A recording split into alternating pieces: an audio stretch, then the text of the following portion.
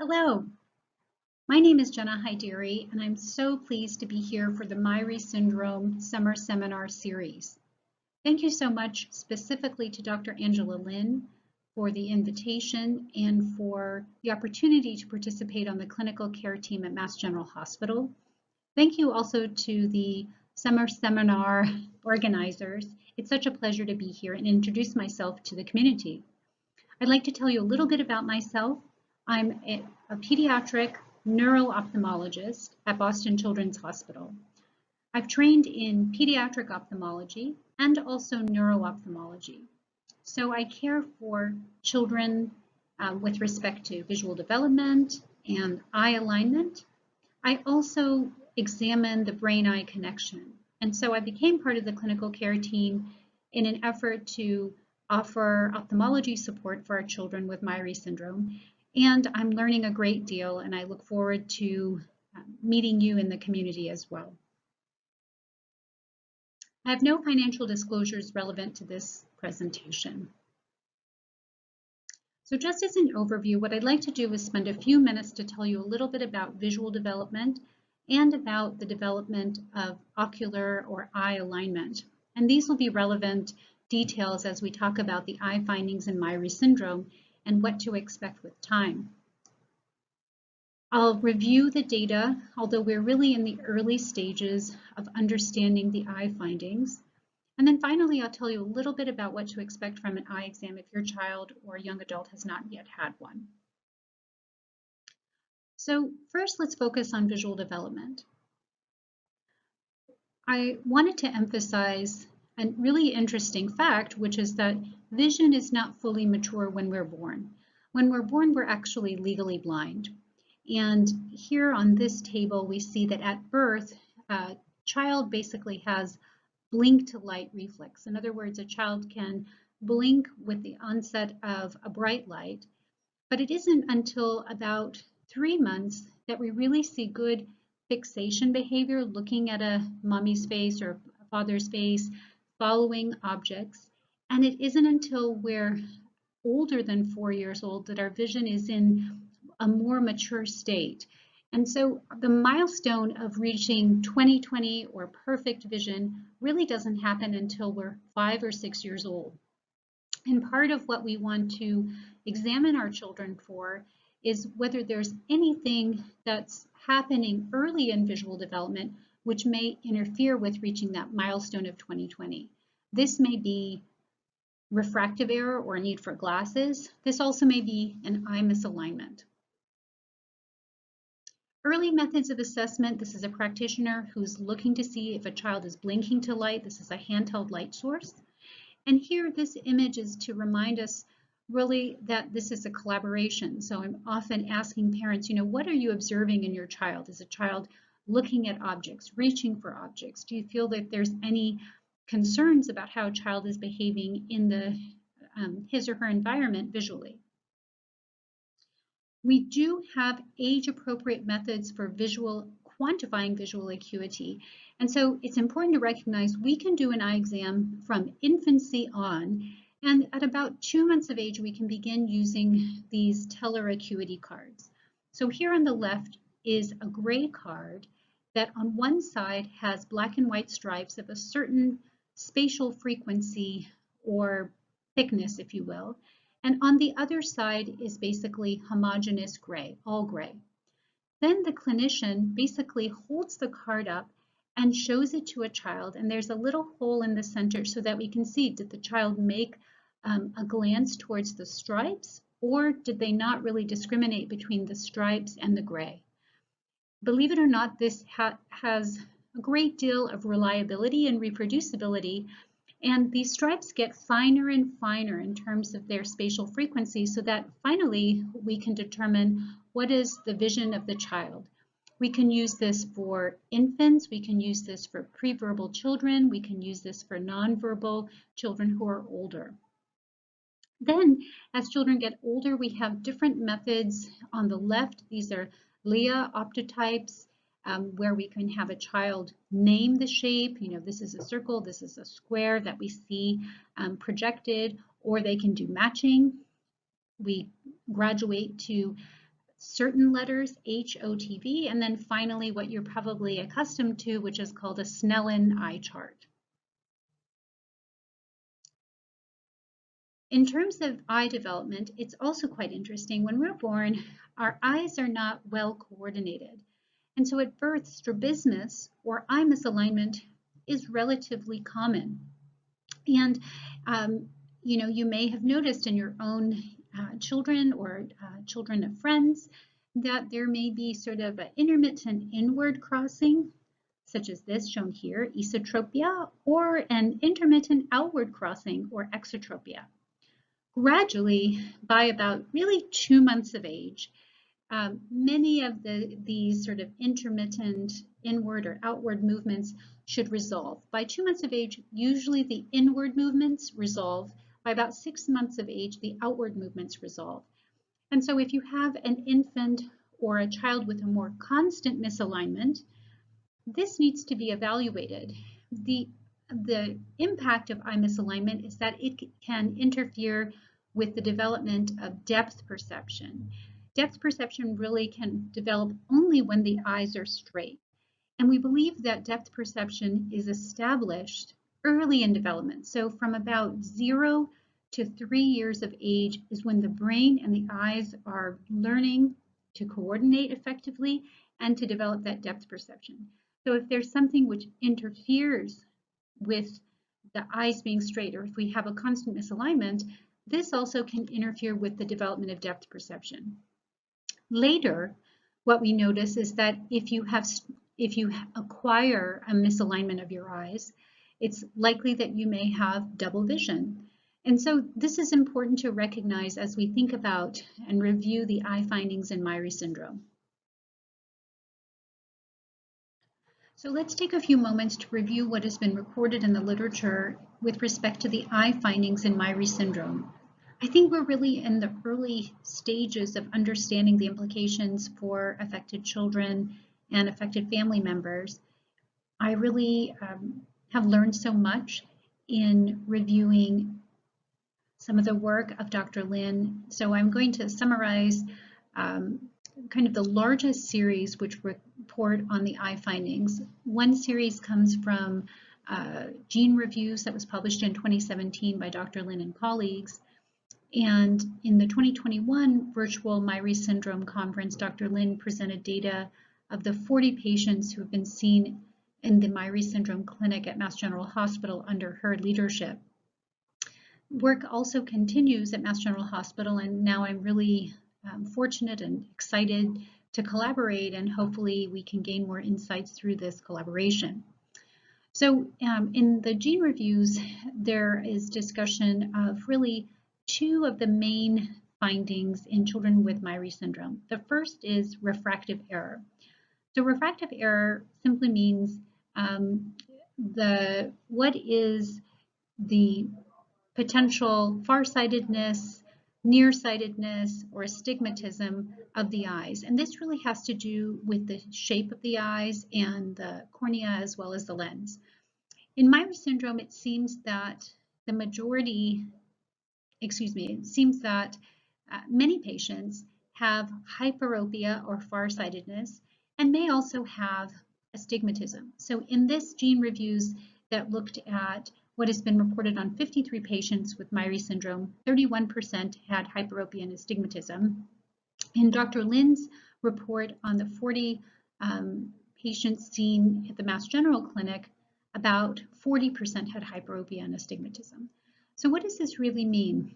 Well, hyperopia or farsightedness and astigmatism are both conditions which may be treatable with glasses alone.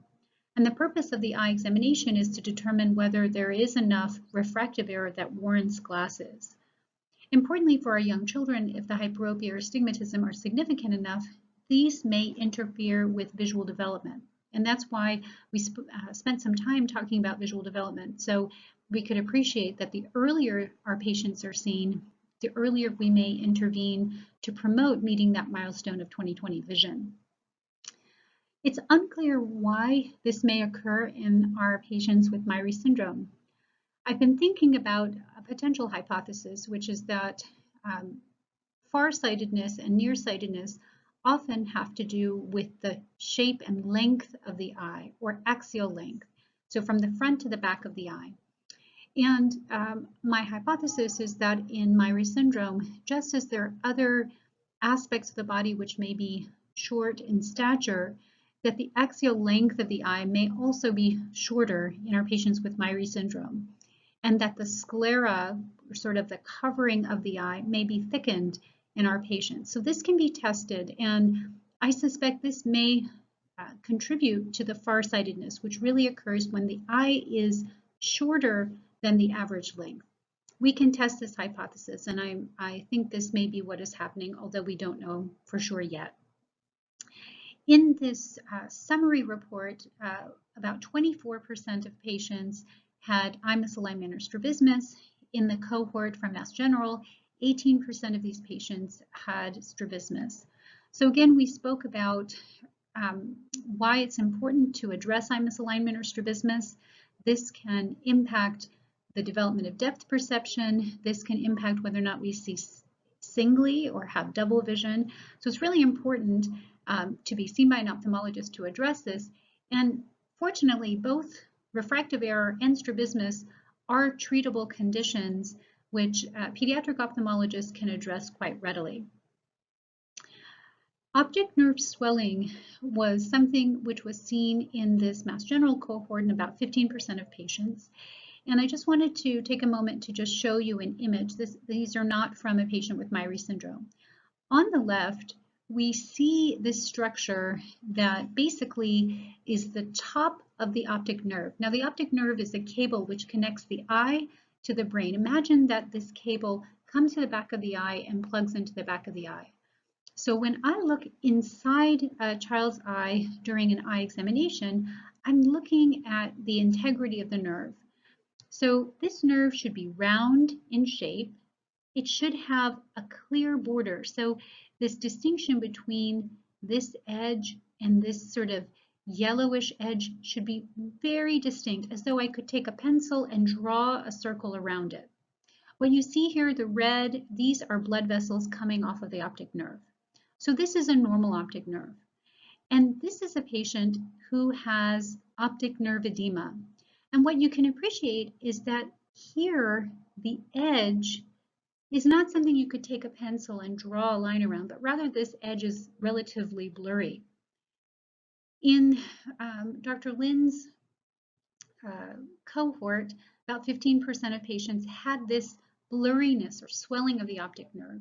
And I think right now, it's unclear, what does this represent? Now, it is true that patients who have hyperopia or farsightedness sometimes do have crowded or swollen appearing nerves. So that's one possibility, is that this optic nerve swelling is really related to the hyperopia. There are other possibilities. There can be kind of calcium that accumulates within the optic nerve, something we call optic nerve hydrusin, and this can cause this swollen appearance. And at times, optic nerve swelling can relate to changes in and around the brain that cause pressure to build up. Now, I think my understanding from the cohort of Mass General patients is that to date, none has had any neurological process that has contributed to the optic nerve swelling, so it may be more localized, and we call this localized process pseudopapilledema, or basically pseudo-swelling. But I think this remains to be evaluated further. Eleanor, Simone, Dr. Lin's research assistant, and in collaboration with Dr. Lin and her team, have been working further to understand the brain and spine findings in our patients with Myhre syndrome. And so I think there's more to come on that in the importance or the observation about optic nerve swelling and what this really means for our patients. From my perspective, I think what we want to do is really have this full eye examination so that we can determine, okay, is this present or not, and then take our steps towards evaluating it further. Let's take a moment to review briefly some of the findings that have been reported in smaller number of patients or fewer number of patients. This includes a change in the lens or a congenital cataract, optic nerve sheath meningioma or growth on the optic nerve. There have been case reports of 2 patients with changes in the 20/20 part of the eye or the retina.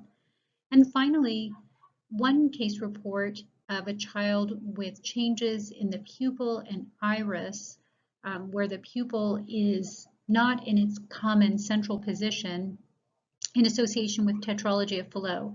I found this case report to be particularly interesting, as I know Dr. Lin in 2021 reported on some iris abnormalities and a possible association with tetralogy of Fallot related to neural crest development. So all of these findings have been reported in the literature, but at far fewer reports of this. So it's uncertain how frequently this may happen, but definitely a comprehensive eye examination would allow us to determine if any of these features is present. So for the final part of my talk, I'd like to tell you about what a comprehensive eye exam entails. I'd like to do this so that you can plan and prepare for what to expect when you bring your child or young adult to the eye clinic. And hopefully this takes away some of the sort of overwhelming feeling about the eye exam. We have children of all walks of life who come to the clinic, and we will work with you to make this as positive an experience as is possible. But there's some details that are important to know about that are kind of hard no matter who you are when you have an eye exam. So let's review them. So the first thing is we'll do vision with an age-appropriate method. And as I discussed with you, we have methods for testing children who are nonverbal or preverbal, and then depending on age, we will use either shapes or letters in order to try to quantify vision for you. We will assess ocular alignment. We want to make sure whether there is or isn't strabismus and treat it appropriately. We use 3D glasses to evaluate the presence of depth perception, and then we'll evaluate the front of the eye. So this allows us to look at the lens, make sure is there a cataract or not a cataract.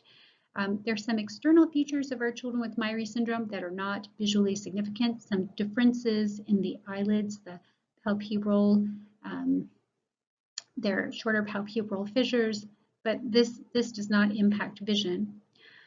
Then the part that can be difficult really for anyone having an eye exam is to have eye drops to dilate the pupils. Now, these eye drops are administered by a clinical care team that's extremely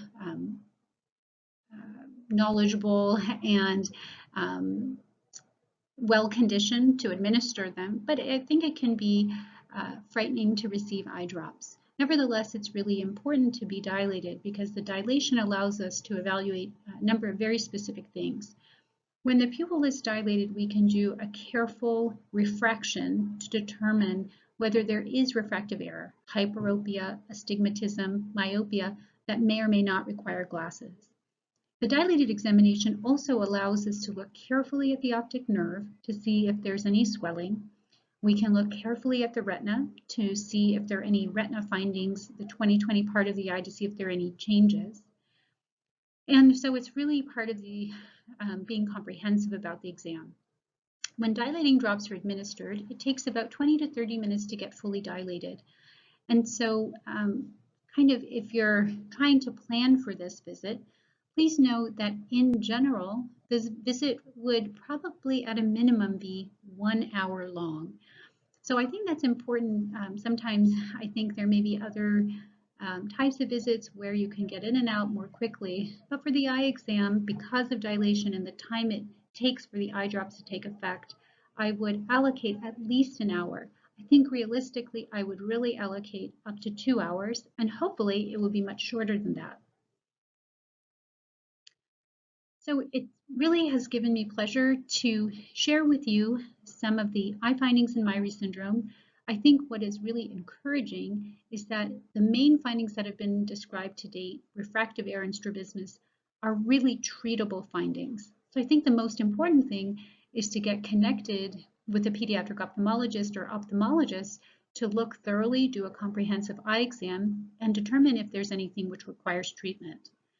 As we learn more carefully about the eye findings in Myhre syndrome, then I think we can develop hypotheses as to why these things occur and how they relate to the genetic background of Myhre syndrome. Thank you for this opportunity, and I hope to meet you soon in the clinical care